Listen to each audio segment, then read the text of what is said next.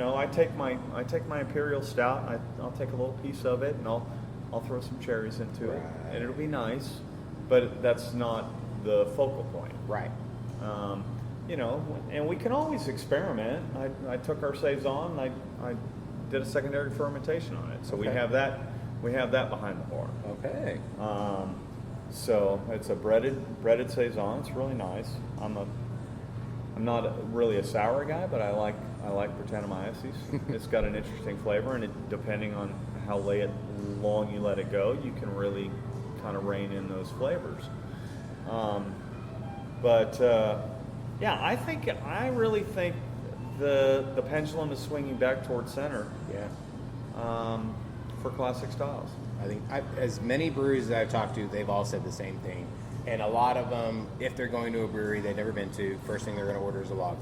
Because you can't, like you were talking about, you can't hide anything in a lager. No. It also takes longer, and it's a cleaner process. Like you have to, like you said, you have to be dialed in to make sure that is a good, clean lager. If it's an IPA, if it's a stout, I've said it on here so many times, you can hide whatever you really want in there. Right. Because it's so thick and there's so much going on that it doesn't, it's not as clean. So I do think there is that pendulum is swinging back toward that, and it shows that you are a good brewer if you are making a good, clean lager, as opposed to making just a bunch of hype beers. Right. So, I mean, there are breweries that make a lot of good hype beers, but again, you're hiding a lot of things in said hype beers. So, yeah. And some of them are just doing phenomenal hype beers. True, exactly. Take a look at Celestial, man. Those guys are turning out some awesome stuff. They're everything. I don't think I've had a bad thing from them. They're turning out great stuff. I mean, it's like Matt's got it going on over there. Yeah. So. And they're just good people. Yeah. Too. Yeah. Matt and Mulder just look, fantastic. I mean, I haven't met anybody in this industry that's an ass. There you go. So, and it's really kind of funny because,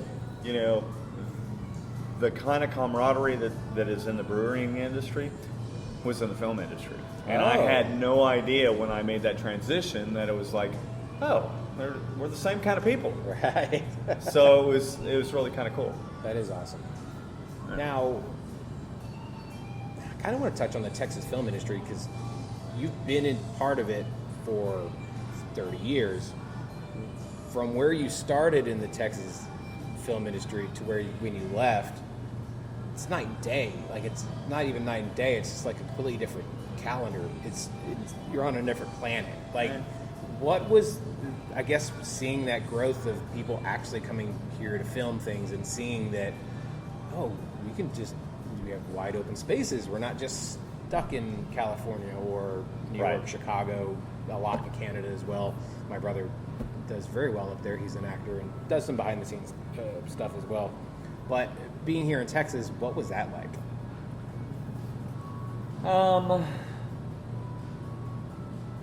That's a big can of worms. Yeah. It's like, there are so many angles that you can look at for that. The industry as a whole has changed so dramatically. Yeah. I mean, when I got in to the industry, everything was shot on film. Right.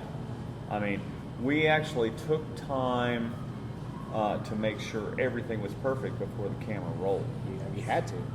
Because you had to. It was just way too expensive. Yeah. Nowadays, it's so easy, you might as well be shooting it with the iPhone, which some people do. True. So it's one of the reasons I wanted to get out, because I'm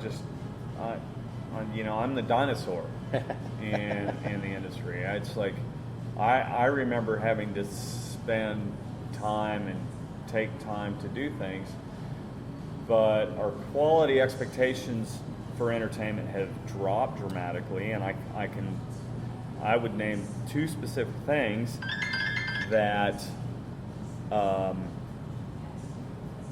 affected that. And I would say that was YouTube and reality television. Ah, okay. People didn't expect the quality, the cinematic beauty of a piece of art. Yeah. Because that's really what we were making, was art that was motion on television, film, however you saw it. Right. But then it just became about the entertainment and what kind of drama is created by these interactions. Yep. So it got to so focused that you did the rest of the production process was lost. Right. So, you know, it just got to a point where I wasn't frustrated, but I was becoming frustrated. And if I stayed into it, I'd just become that angry guy, and I really didn't want to be there. Look, the thing that I really miss about the industry is I just miss the people. Yeah. You know, we worked with somebody, and it was just kind of like, he came up with this line, and I thought it was beautiful. It was just like, you know, I'll miss the clowns, but I'm not going to miss the circus. And it's just, that's really the deal. I miss all the people that I work with because they're all just such great craftsmen. Yeah. Or women. Right. I mean, everybody's really committed to their process of what they do. And the people that are employing these folks are becoming less and less appreciative of what is being done.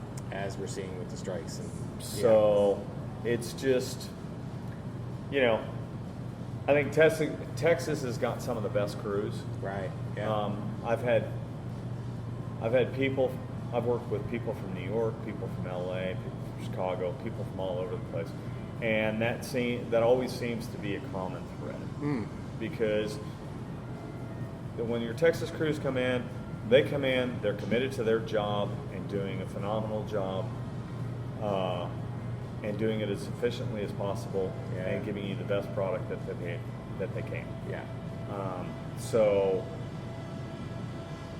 that's been a common thread through the Texas film industry. That's awesome. Yeah. Whether you're in Dallas, Austin, Houston, San Antonio, any of the places that you're working in Texas, it's like, you know, we got solid crews, and we really come in and do a great job. And that's really what you should be doing at the end of the day. Because like you said, you're all working together to create this one piece of art Absolutely. that hopefully people consume years and decades down the line. Mm-hmm. It's funny you mentioned the reality TV thing. My girlfriend's big into the whole Bravo, Housewives, whatever. She's like, Okay. yeah. She's, I've watched some of the newer ones, and they're fine, whatever. It makes her happy, so it's fine.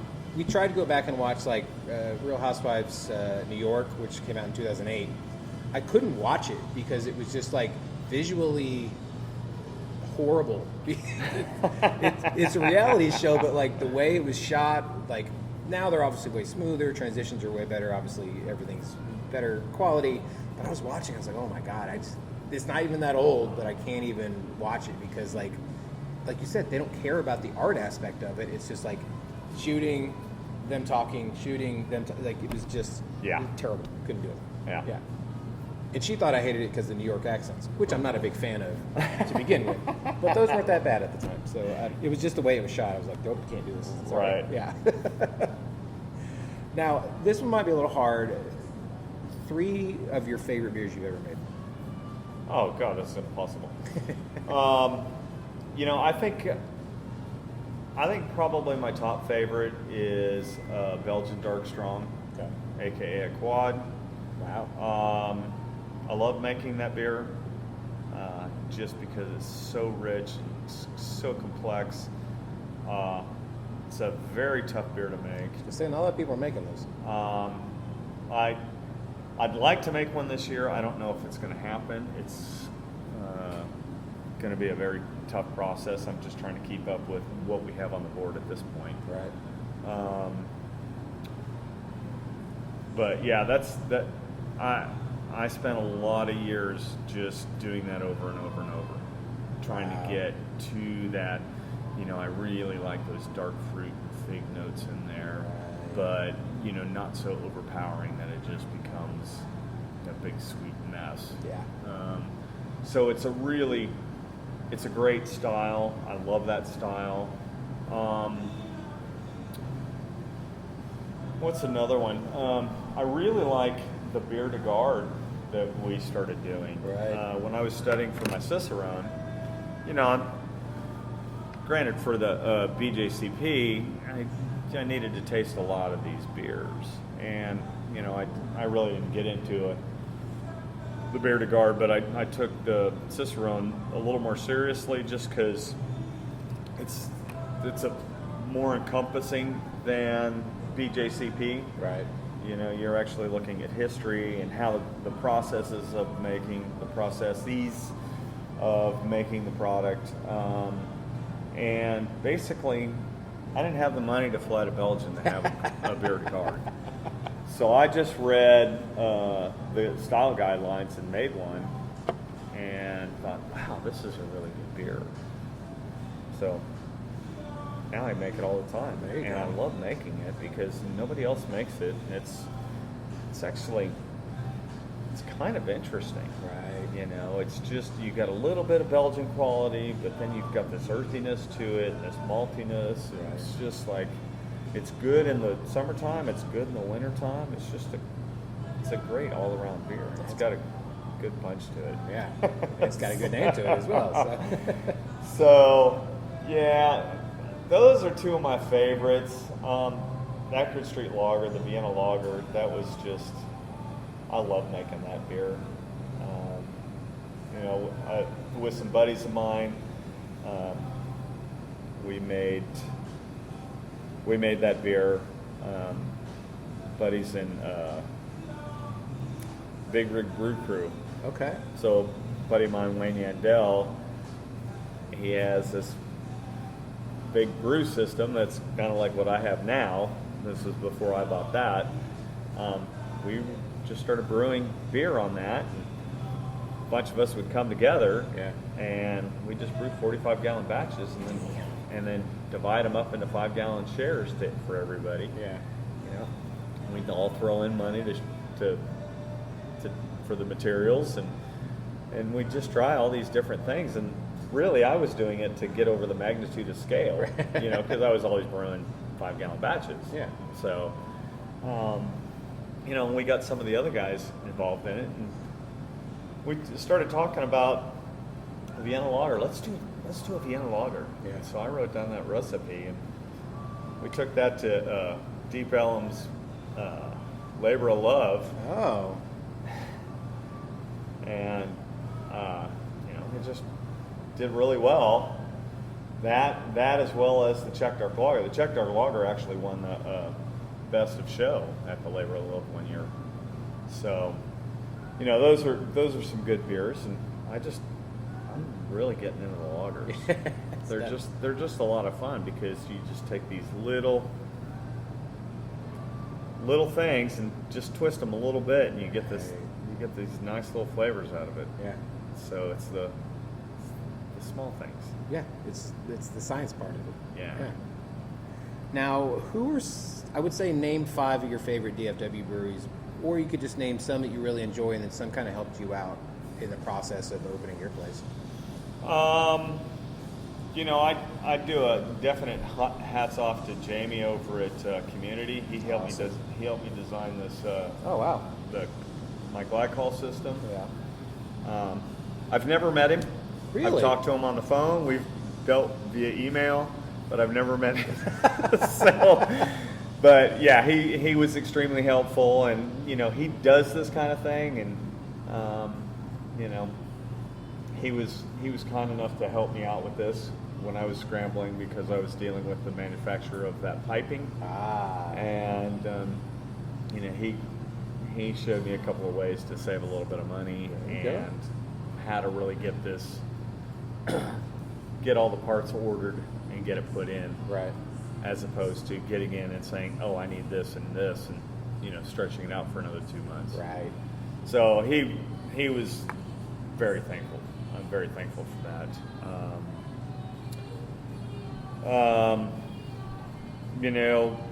Michael, I've never met Michael Peticolas, but I've watched his business model. I've taken a few of those aspects and put it into this. That's awesome. So, yeah, Peticolas would definitely be one of the people I'd like to meet him someday. maybe we can sit down and